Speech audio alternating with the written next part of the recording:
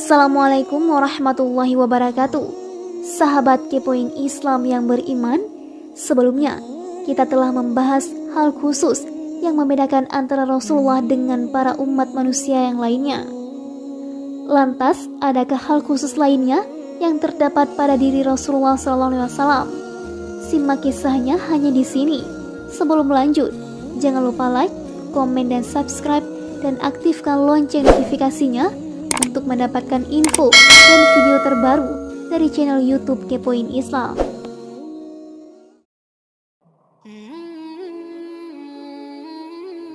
Di antara kekhususan Rasulullah yang lain adalah terkait dengan sholat duha dan sholat witir, sebagaimana yang diriwayatkan oleh Ahmad dalam musnadnya dan Al-Baihaqi dari hadis Abu Janab Al-Kalabi yang nama aslinya adalah Yahya bin Abu Hayyah dari Ikrimah dari Ibnu Abbas dari Nabi SAW bahwasanya Nabi bersabda, ada 3 jenis ibadah yang diwajibkan kepadaku namun disunnahkan kepada kalian: menyembelih hewan kurban, sholat witir, dan 2 rakaat sholat duha. Jumhur ulama berpatokan pada hadis ini sehingga mereka berpendapat bahwa ketiga jenis ibadah itu wajib bagi beliau. Syekh Taqiyuddin Ibnu Shalah mengatakan, sahabat-sahabat kami dari kalangan ulama mazhab Asy-Syafi'i tidak sepenuhnya sepakat dalam menetapkan kewajiban bersiwak atas Rasulullah, tetapi mereka memastikan wajibnya sholat duha, menyembelih kurban, dan sholat witir bagi beliau. Padahal Ibnu Shalah mendhaifkan hadis yang menjadi sandarannya, seperti yang kami sebutkan sebelumnya. Andai kata para ulama itu merevisi pendapat mereka, yakni memastikan wajibnya bersiwak atas beliau dan meragukan kewajiban pelaksanaan 3 jenis ibadah tersebut bagi beliau, tentu hal itu lebih mendekati kebenaran. Dengan demikian, sandaran keraguan-raguan mereka adalah kelemahan hadis tersebut karena kedhaifan seorang perawi bernama Abu Janab Al-Kalabi. Meskipun kedhaifannya masih diperdebatkan di kalangan ahli hadis, sebagian ulama menganggapnya sebagai perawi thiqah. Ibnu Katsir berkomentar, jumhur ulama penilai kredibilitas perawi hadis sepakat atas kedhaifannya. Abu Zakaria An-Nawawi menyebutkan pula keraguan-raguan sebagian sahabat kami, ulama mazhab Asy-Syafi'i, berkaitan dengan wajib atau tidaknya ketiga jenis ibadah ini atas Rasulullah. Sebagian mereka beranggapan bahwa hukumnya mustahab atau sunnah bagi Rasulullah. Pendapat ini lebih tepat apabila ditinjau dari beberapa sisi. Pertama, sandaran dalam masalah ini adalah hadis di atas, sedangkan para pembaca tentu sudah mengetahui kedhaifannya. Ada riwayat dari jalur riwayat yang lain dalam hadis Mandal bin Ali Al-Unazi. Namun perawi ini atau Mandal lebih buruk kondisinya daripada Abu Janab. Kedua, disebutkan dalam kitab As-Sahihain dari Ibnu Umar bahwasanya Rasulullah melakukan sholat witir di atas kendaraannya. Demikianlah bantahan kami terhadap mazhab Hanafi yang mengatakan bahwa sholat witir tidaklah wajib atas beliau. Menurut mereka, jika hal itu wajib, tentu beliau tidak akan mengerjakannya di atas kendaraannya. Hal itu menunjukkan bahwa sholat witir hukumnya sunnah. Mengenai sholat duha, terdapat riwayat dari Aisyah dalam kitab As-Sahih bahwasanya Rasulullah melakukan sholat duha hanya pada saat beliau pulang dari bepergian. Kalau sholat duha hukumnya wajib bagi Nabi, maka riwayat yang menceritakan bahwa beliau melakukannya secara rutin seharusnya lebih masyhur daripada riwayat ini. Dalam riwayat yang lain disebutkan bahwa Rasulullah pernah melakukan sholat duha 2 rakaat dan terkadang menambahkannya semampu beliau. Jadi, yang dimaksud ialah Nabi biasa melaksanakan sholat tersebut. Demikian pula tatkala beliau baru pulang dari safar untuk menggabungkan antara 2 hadis tadi. Adapun sholat malam, yaitu sholat tahajud, ia berlainan dengan sholat witir. Ini menurut pendapat yang benar berdasarkan riwayat Imam Ahmad dan An-Nasa'i dari Ibnu Umar bahwasanya Rasulullah bersabda, sholat witir adalah 1 rakaat yang dilakukan di akhir malam. Sanad hadis-hadis tersebut jaid atau bagus. Apabila hal itu sudah terbukti, maka ketahuilah bahwa mayoritas sahabat kami dari kalangan ulama mazhab Asy-Syafi'i menyatakan bahwa sholat tahajud wajib atas Rasulullah. Mereka berpatokan pada firman Allah, Dan pada sebagian malam hari, sholat tahajudlah kamu, sebagai suatu ibadah tambahan bagimu. Mudah-mudahan Rabb mengangkat kamu ke tempat yang terpuji. Quran Surah Al-Isra ayat 79. Atiyah bin Sa'id Al-Aufa meriwayatkan dari Ibnu Abbas tentang makna firman Allah sebagai suatu ibadah tambahan bagimu, yakni untuk Nabi secara khusus. Rasulullah diperintahkan untuk melaksanakan sholat malam, lalu sholat itu diwajibkan atas beliau. Urwah meriwayatkan dari Aisyah bahwa apabila Rasulullah mengerjakan sholat, beliau berdiri sangat lama hingga kedua kakinya membengkak. Aisyah bertanya, "Wahai Rasulullah, mengapa engkau melakukan ini? Padahal Allah telah mengampuni semua dosa-dosamu, baik yang dahulu maupun yang akan datang." Rasulullah menjawab, "Hai Aisyah, bukankah sepantasnya aku menjadi seorang hamba yang bersyukur?" Hadis ini diriwayatkan oleh Muslim dari Harun bin Ma'ruf, dari Abdullah bin Wahab, dari Abu Sakhar, dari Ibnu Qasid, dari Urwah. Hadis ini juga diriwayatkan oleh Al-Bukhari dan Muslim dari jalur riwayat yang lain, dari Al-Mughirah bin Syu'bah. Sementara diriwayatkan oleh Al-Baihaqi dari hadis Musa bin Abdurrahman Asy-Syan'ani dari Hisham bin Urwah dari ayahnya, dari Aisyah, yang menceritakan bahwa Rasulullah pernah bersabda, "Ada 3 ibadah yang diwajibkan atas diriku, namun disunnahkan bagi kalian: sholat witir, bersiwak, dan qiyamul lail atau sholat malam." Kemudian Al-Baihaqi berkomentar, Musa bin Abdurrahman lemah sekali, bahkan tidak ada satupun sanad yang sahih dalam masalah ini. Sementara itu, Syekh Abu Hamid menceritakan dari Imam Abu Abdullah Asy-Syafi'i bahwa hukum atau wajib sholat malam itu telah dimansuhkan bagi Rasulullah, sebagaimana juga bagi umat Islam, walaupun pada awal Islam hukumnya adalah wajib bagi seluruh umat. Syekh Abu Amr Ibnu Shalah menegaskan, itulah pendapat yang benar berdasarkan hadis-hadis yang ada, di antaranya hadis Sa'ad bin Hisham yang diriwayatkan dari Aisyah. Hadis ini sudah ma'ruf atau dikenal luas terdapat dalam kitab Al-Sahih. Demikianlah yang dikatakan oleh Abu Zakaria An-Nawawi. Ibnu Katsir berkomentar, hadis yang beliau isyaratkan tersebut diriwayatkan oleh Muslim dari hadis Hisham bin Sa'ad bahwasanya ia pernah menemui Aisyah atau Ummul Mukminin dan berkata, "Wahai Ummul Mukminin, ceritakanlah kepadaku tentang sholat malam Rasulullah." Aisyah berkata, "Tidakkah kamu pernah membaca firman Allah, 'Wahai orang yang berselimut'?" Quran Surah Al-Muzammil ayat 1. Aku menjawab, "Ya pernah." Aisyah melanjutkan, "Dahulu Allah mewajibkan sholat malam berdasarkan bagian awal surah ini. Maka dari itu Rasulullah dan para sahabatnya melaksanakan sholat tersebut selama 1 tahun, sampai-sampai kaki mereka bengkak. Allah masih menahan bagian akhir surah ini selama 12 bulan di langit.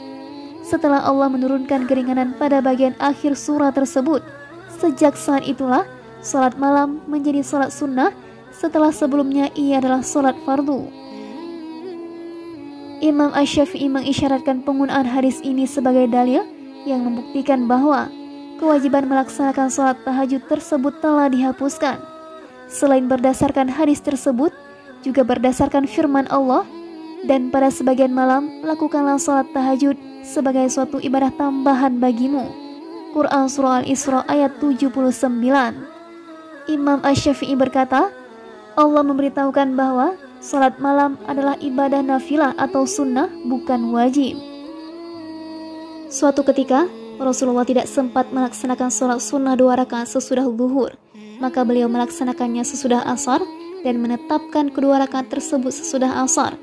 Kemudian beliau secara rutin melaksanakannya, sebagaimana yang diriwayatkan dalam kitab Al-Sahih.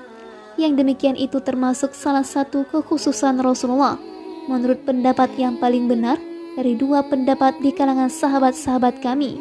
Meskipun demikian, ada ulama yang berpendapat bahwa hal itu juga berlaku untuk selain beliau, apabila seseorang juga rutin melakukan sholat sunnah sesudah zuhur tersebut. Sholat sunnah Rasulullah dalam keadaan duduk sama pahalanya dengan sholat beliau dalam kondisi berdiri, dan walaupun bukan karena suatu uzur. Hal itu tidak berlaku bagi selain beliau yang hanya mendapatkan pahala setengahnya apabila mereka melakukannya sambil duduk. Para ulama beralasan dengan hadis yang diriwayatkan oleh Muslim dari Abdullah bin Amr bahwa ia berkata, telah disampaikan kepadaku sebuah riwayat bahwa Rasulullah bersabda, salat sunnah seseorang dalam keadaan duduk itu mendapat pahala setengah dari salat dalam keadaan berdiri. Suatu ketika, aku menemui Rasulullah, ternyata aku mendapati beliau sedang salat sambil duduk. Aku pun meletakkan tangan di atas kepalaku. Selesai salat, beliau bertanya, ada apa gerangan denganmu, hai Abdullah bin Amr? Aku menjawab, aku mendengar riwayat bahwa engkau bersabda, salat seseorang dalam keadaan duduk itu mendapat pahala setengah dari salat dalam keadaan berdiri. Namun, sekarang engkau salat sambil duduk. Beliau bersabda, benar, akan tetapi aku berbeda dengan siapapun dari kalian. Terkait hukum menjawab panggilan Rasulullah ketika sedang mengerjakan salat. Orang yang sedang mengerjakan salat sekalipun, apabila dipanggil oleh Rasulullah, tetap harus menjawabnya. Hal ini berdasarkan hadis Abu Sa'id bin Al-Mu'alla dalam Sahihul Bukhari. Meskipun demikian, hukum ini tidak berlaku bagi selain beliau.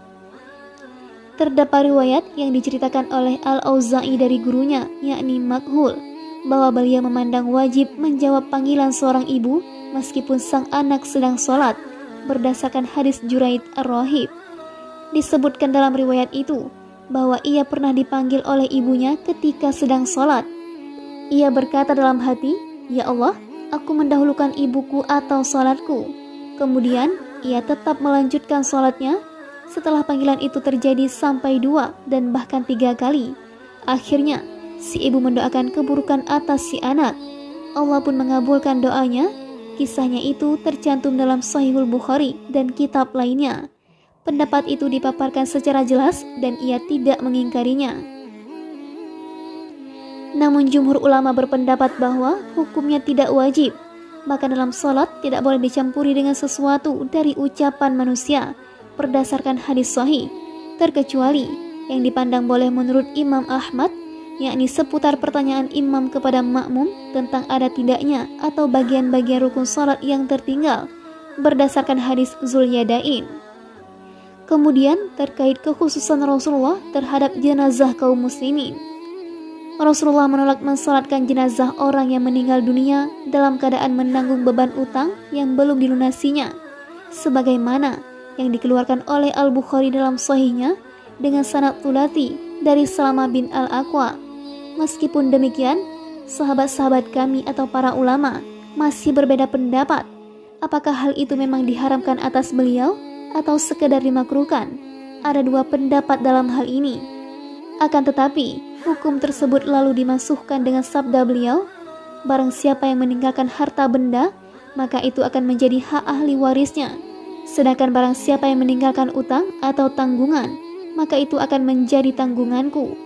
Dalam hal itu, ada yang berpendapat bahwa Nabi melunasi utang tersebut sebagai kewajiban beliau.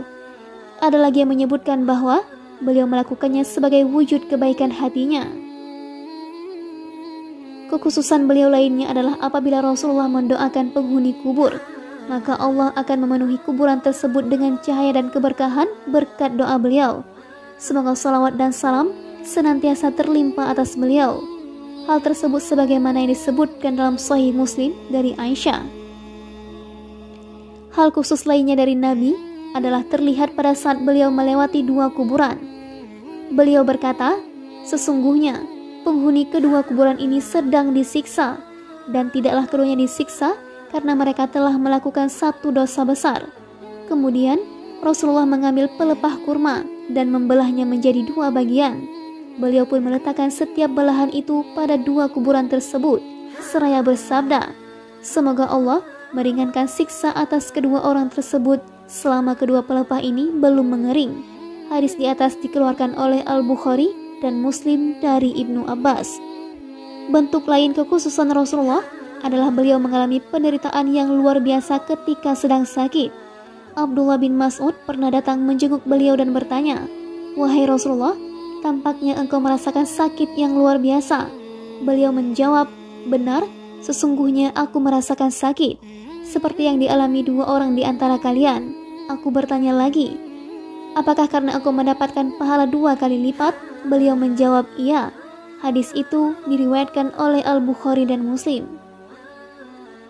Sebelum Rasulullah wafat, Allah memberikan pilihan kepada beliau, yaitu dipanjangkan umurnya, kemudian dimasukkan ke dalam surga, atau segera bertemu Allah secepatnya. Beliau memilih balasan yang ada di sisi Allah daripada kehidupan dunia. Riwayat ini tercantum dalam kitab As-Sahihain, yakni dari Aisyah. Bentuk lain dari kekhususan Rasulullah adalah Allah melarang bumi memakan jasad para nabi. Dalilnya adalah hadis Syaddad bin Aus yang terdapat dalam kitab As-Sunan. Sebagian ulama menyatakan sahih riwayat tersebut. Demikianlah kisah lanjutan tentang Rasulullah SAW. Nantikan kisah selanjutnya hanya di channel YouTube Kepoin Islam.